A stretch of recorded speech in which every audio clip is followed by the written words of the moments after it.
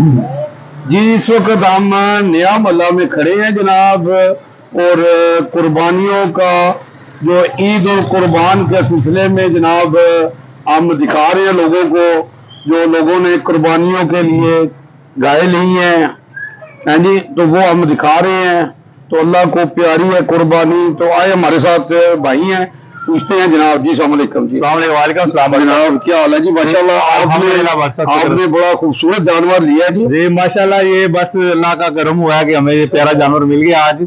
तो काफी मेहनत के बाद, यानी कि मंडियों में काफी तो दो करने के बाद जो ना अल्लाह पाक ने जो जानवर है ना हमें ये नसीब हुआ है, तो अल्लाह पाक का शुक्र अदा करते हैं कि हमें अल्लाह पाक ने तौफीक दी है कुर्बानी करने तो की। जनाब ये कितने का आया?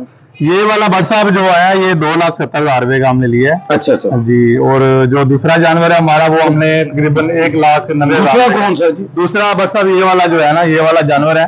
अच्छा अच्छा।